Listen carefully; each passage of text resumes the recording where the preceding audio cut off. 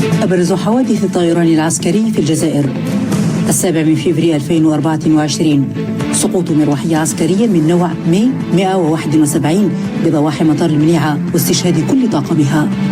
11 أبريل 2018 سقوط طائرة عسكرية بعد إقلاعها من مطار بوفاريك العسكري بسبب عطل فني ومقتل 257 راكبا. 22 من ماي 2017 تحطم طائرة عسكرية في منطقة حمر العين بتيبازا خلفت مقتل 3 من طاقم الطائرة.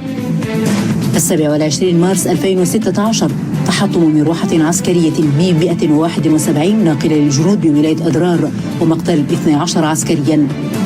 20 أبريل 2015 تحطم مروحية عسكرية تابعة للقوات الجوية الجزائرية في ولاية إليزي ومقتل 2 من طاقمها.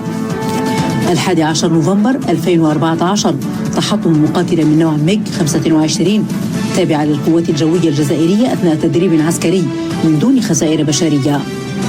11 أكتوبر 2014 تحطم طائرة عسكرية من نوع سخوي 24 تابعة للقوات الجوية الجزائرية في منطقة حسي بحبح بالجلفة ومقتل طاقمها. 11 فبراير 2014 تحطم طائرة عسكرية من نوع هيركولسي 130 في أم البواقي ومقتل 102 من ركابها. 10 ديسمبر 2012 اصطدام طائرتين عسكريتين في الجو قرب مدينة تلمسان ومقتل قائديهما.